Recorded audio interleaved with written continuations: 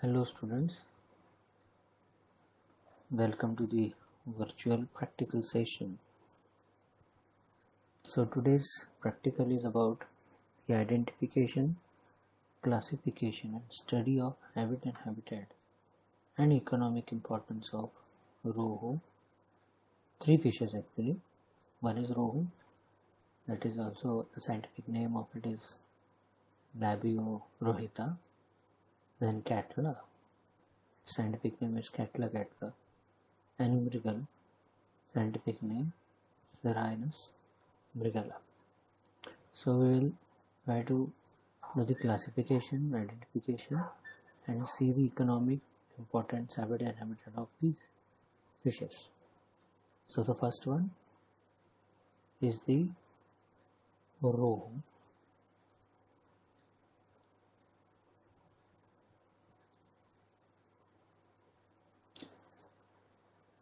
Now if we talk about the rohu,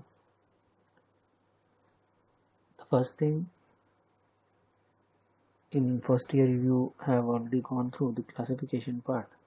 So in the classification, the first thing is they belongs to the kingdom Animalia. Phylum Chordata, as the vertebral column is present. So if we say chordata means dorsal tubular nerve cord is present. Notochord is present, not present in the adult form, but during the developmental stage it is present. Also they have gill slits. Then it belongs to the group Craniata. Craniata or cranum. So the presence of cranium, that is the brain covering. Okay, so cranium, the area where brain is present, and it is enclosed by a box. So we call it as a cranium. So it belongs to the group Craniata, means cranium with the brain present, and its subphylum is Vertebrata. Vertebral column is present. So phylum is Chordata and the subphylum is Vertebrata. In the division, it belongs to the Gnathostomata. Gnatha or Gnathostomata means presence of jaws. So Agnatha, jaws are not present, means the lower jawbone is not present in Agnatha, whereas in Gnathostomata, lower jawbone is present. So jaws are there, which is used for or very good for food, after food capturing,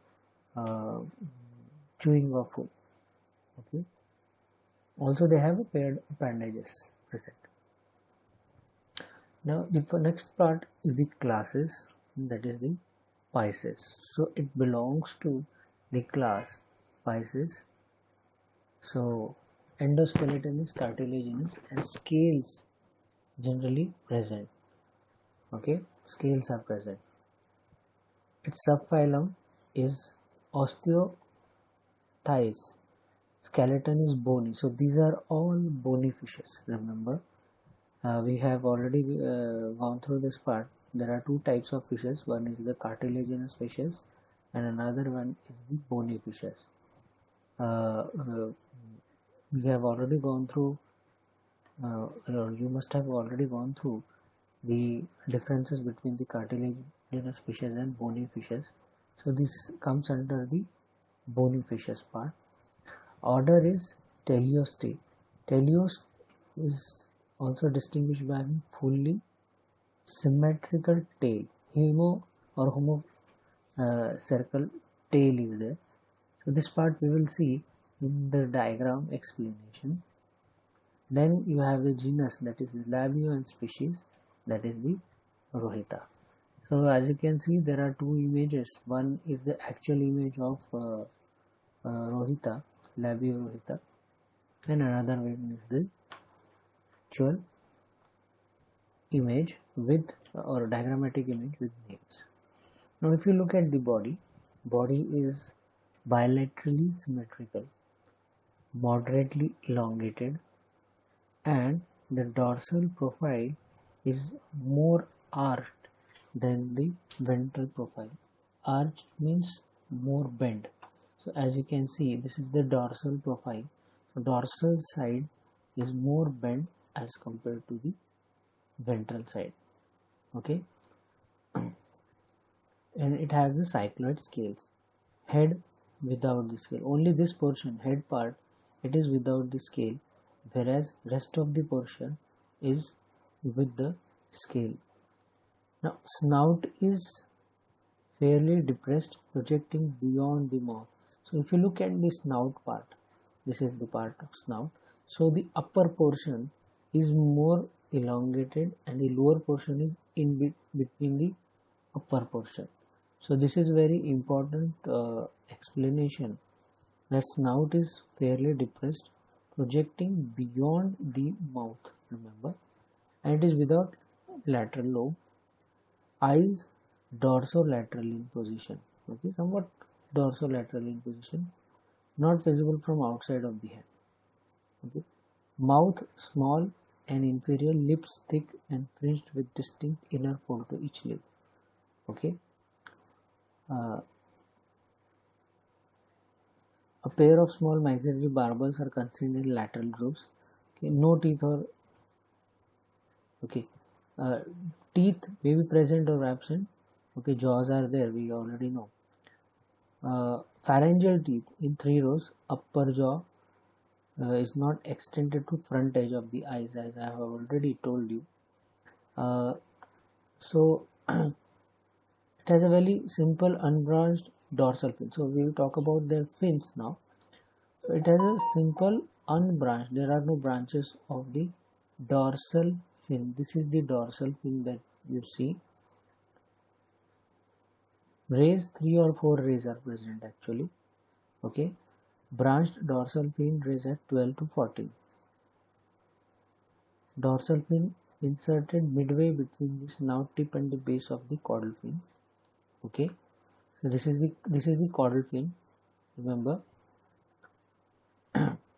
pectoral and pelvic fins laterally inserted. So this is the pelvic fin. Okay, and this is the pectoral fin. Pectoral fin is on lateral side. Pelvic fins literally on the lateral side. Okay, and there is one anal fin. Okay. Now, so these are some of the regions. Now there is one more part. This is the lateral lines. This is the sense organs, okay, which is required during the swimming of these fishes. There is a presence of operculum also. Operculum, it covers the gills part here. Okay. One more thing I want to add: pectoral fins, whatever they have, it is devoid of osseous spine. Okay. Caudal fins deeply forked. Remember, caudal fins are deeply forked. Also, some is called as the homocercal. Okay. Now,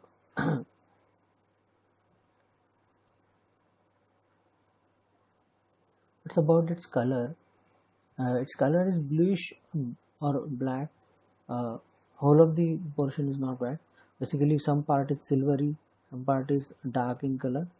Okay, on flanks, silvery is on the flanks and belly part, whereas if you take the dorsal side, it is a little bit dark, bluish in color. Okay, so this is about the description of the fish Labiorohita. Now about its habit and habitat. So rohu is abundantly found in fresh water, in pond, lakes, rivers and reservoirs. It chiefly feeds on vegetarian and bottom feeders, and it breeds in the June and July in running water. So the species is an omnivore actually, with a specific food preference at different life stages. During the early stage of its life cycle, it eats mainly zooplanktons, but as it grows, it's more and more phytoplanktons. Okay, and as a juvenile or adult, is a herbivorous column feeder, eating mainly phytoplanktons and submerged vegetation. So it is modified. Thin hair-like gill rackers are present, which suggests that it feeds on the sieving the water. Means continuously water will move inside and go outside through the this part. Now, Rohu reaches its sexual maturity between 2 and 5 years of age, and they generally spawn during the monsoon season, remember. So, keeping to the middle of the flooded rivers about adult age. The spawning season of Rohu generally coincides with the southwest monsoon, and spawn may be collected from the rivers and reared in the tanks and the lakes. Okay. Now, what is the economic importance? So, rohu is perhaps the commonest of Indian fish and most generally esteemed for eating purposes. So, you can find this rohu in any market throughout the year actually. And it is also much domesticated freshwater fish because its excellence as food. So, if we consider the nutritional value of this particular fish, then yes, definitely it is rich in protein, and basically people prefer this fish for eating purposes. So this is all about the rohu, Labiorohita.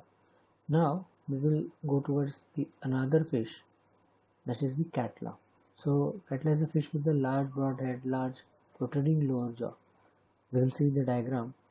Okay. It has a large grayish scales on the dorsal side and whitish on its belly side, and it reaches up to 182 centimeter in length, and maybe it can go up to 38.6 kg or 39 kg in weight. So catla is a surface and mid-water feeder. Adults feed on zooplankton using large gill breaks, but young ones on both zooplanktons and phytoplankton. So catla attains sexual maturity at the average age of 2 years and average weight 2 kg. Okay, so this is about the general about the catla. Now we'll see again the kingdom. It comes under the Animalia. Phylum is Chordata because of the presence of dorsatibular nerve cord and gill slits are present. Craniata, again this fish also have the cranial capacity. So brain is present. Cranium covers the brain. Then it is a subphylum is Vertebrata. Vertebral column is present throughout, persistent. Notochord is not persistent throughout the life cycle. During the developmental stage, notochord is observed, but later it is shifted to the vertebral column. It is again gnathostomata, jaws are present, impaired appendages is present, class spices, endoskeleton, cartilaginous. Okay. Now, its order is different from the previous one. Its order is Sapreniformes, that is the ray finned fishes. They have the prominent dorsal fin or ray type rays are there. Okay, and we will show that. We'll see in that thing in diagram. Family is Saprenidae. Okay, and genus is Catla. So, what is there in this fish? So, if you look at the fish in this diagram, as you can see, body is short and deep. It's not very elongated fish, short and deep, somewhat laterally compressed. Its depth more than head length. Head is very large as compared to the previous fish. Its head is very large. Its depth exceeding half the head length. Body with a large cycloid scale. Cycloid scales are present throughout the body.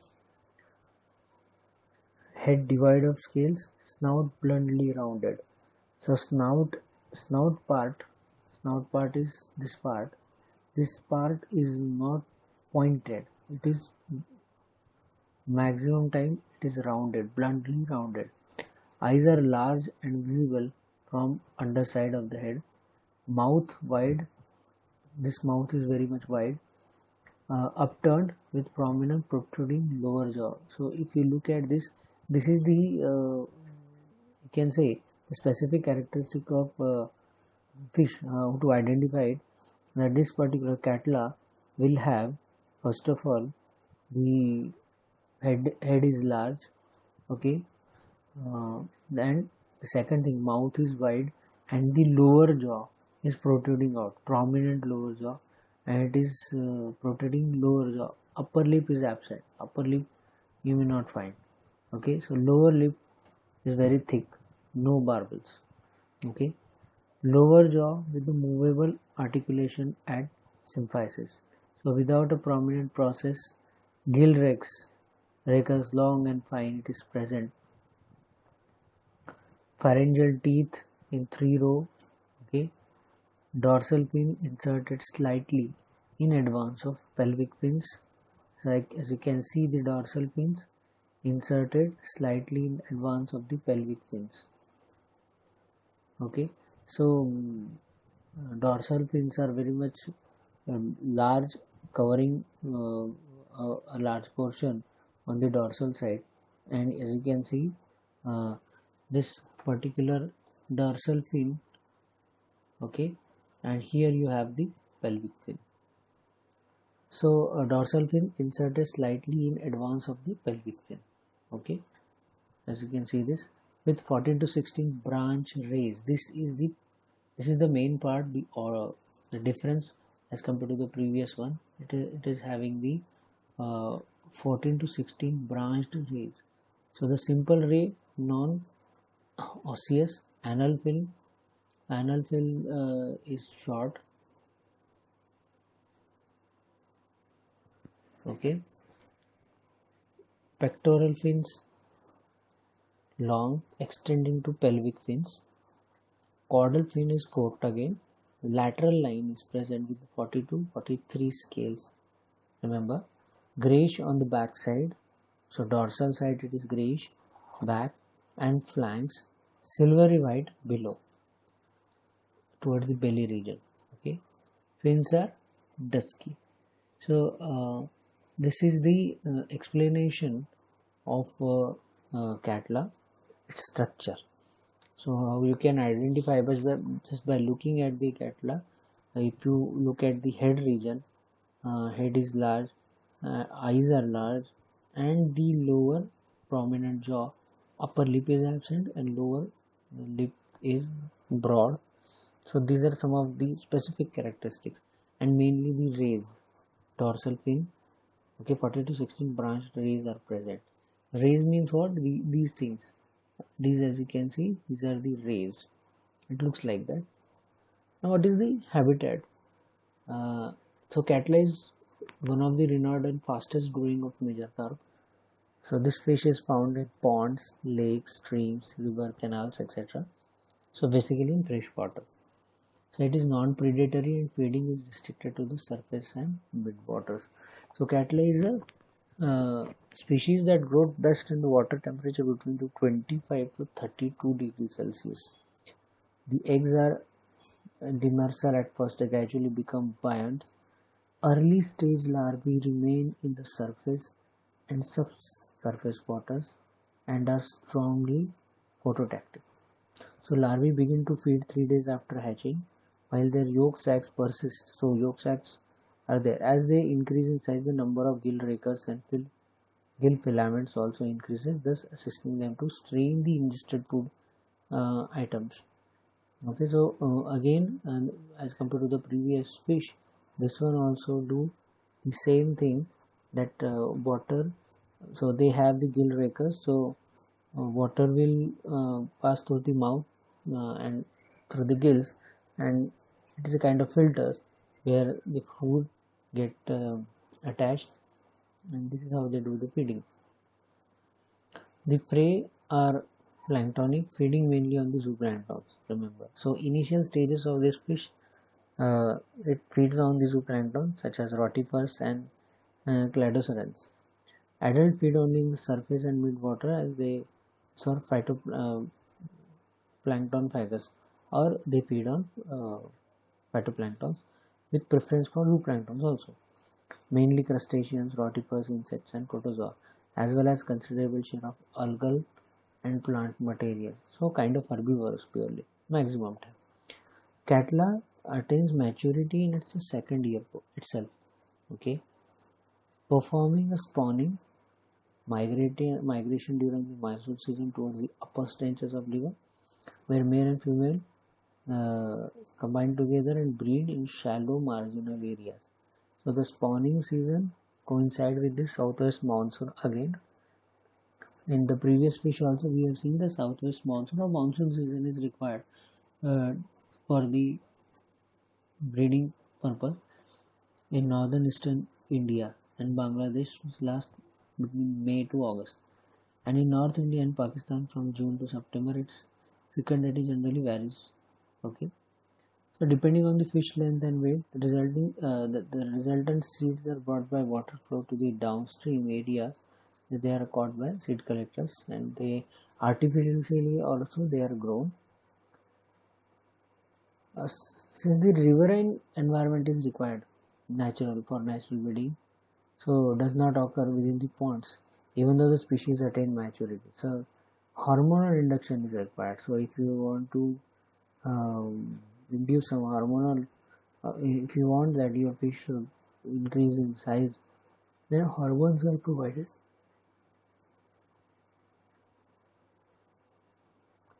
So among the three Indian major carp, cattle is the most difficult to breed as it requires precise environmental conditions for spawning. So under normal conditions, cattle grows up to 1.2 kg in the first year compared to the 700 to 800 gram and 600 to 700 gram of roe and nigger respectively. So it attains sexual maturity in 2 years basically. So cattle is fast growing fish. Within 1 year or 1.5 year you get the big size. It has a significant place in intensive aquaculture, suitable to rear in reservoir and small ponds of the state. It is suitable, but with some changes. For example, external their growth should happen. That's why what happens here, you have to give some extra hormones within the fishes for the fishes, so their size increases. Okay, so as their natural habitat is flowing water, but if you want to culture it, you have to provide external things also, stimulation for the breeding of the fishes. So it become 1 to 1.1 kg in weight after 1 year of period. So this was about the Catella. Now we will start with the another fish, that is the mrigal one. Again, it belongs to the class Animalia, Chordata, dorsal tubular nerve cord. Notochord is present. Group Craniata, again brain and cranium is present. Vertebral column is present. Jaws are present. Belongs to Pisces. And again, it is having the rays. Okay, dorsal fin rays. Okay, so and genus is Cyrrhinus brivilla. So if you look at the fish, body laterally symmetrical and streamlined, its depth about equal to length of head, body with cycloid scale.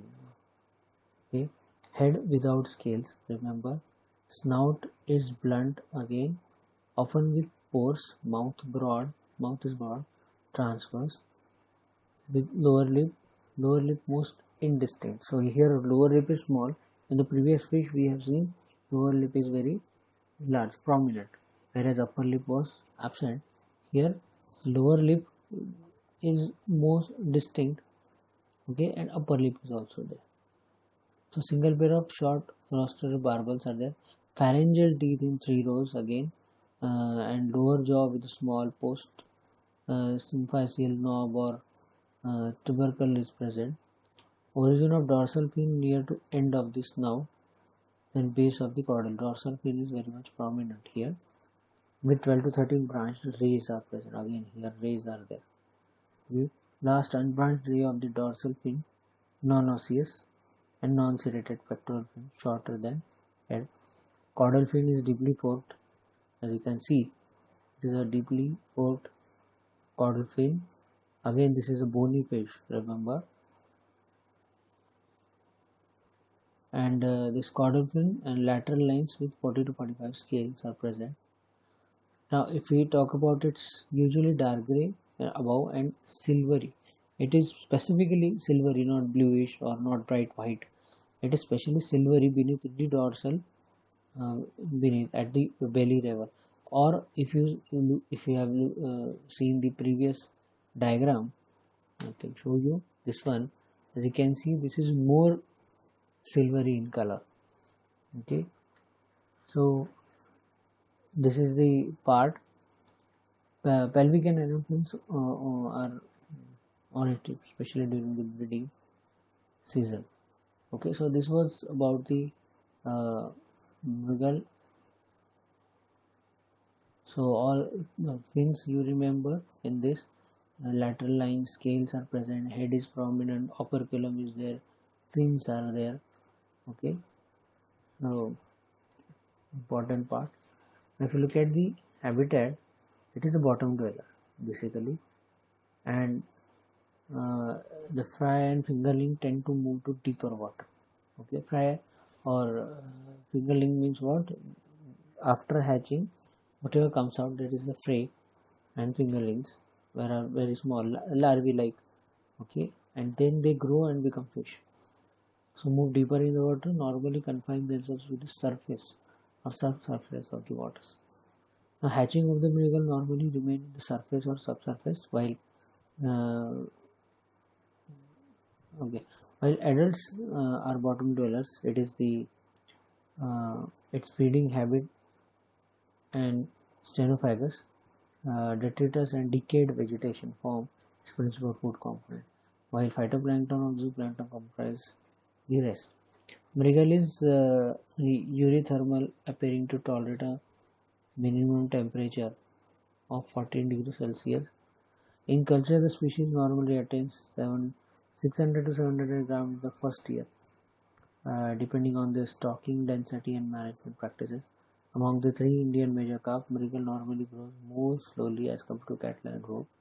Rearing period is usually confined to the maximum 2 years, as growth rate reduces after that. So it doesn't go beyond that 2 years maximum. However, mrigal is reported to survive as long as 12 years in the natural water. So if you are culturing it in the pond, then hardly for 2 or 3 years maximum it will survive. But in natural condition, it will go up to the 12 years also. Natural means in flowing water.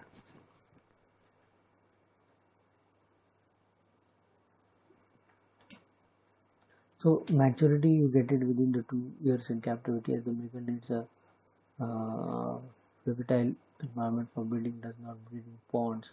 However, captive breeding in hatcheries has been made possible through induced breeding by hypophysation, and use of synthetic hormones is also there, so that their growth takes place. Growth should be faster. Okay, uh, so mrigal is used in aquaculture species along with other two fishes. Okay, and it is nutritional food, fish food, often used as a game fish in Bangladesh, but widely used in other countries. Game fishes means people use them for capturing. Fishing is also a kind of game in some countries. So game fish in Bangladesh, but widely used in other countries. Large scale harvesting is done with the doll nets or cast nets from aquaculture ponds of other water bodies. So this is all about the all three kind of fishes, that is Labiororhita, mrigal. So this is the actual part. So three fishes, uh, Labiororhita, mrigal, as well as the catla. Okay, this is how they look like. Thank you very much.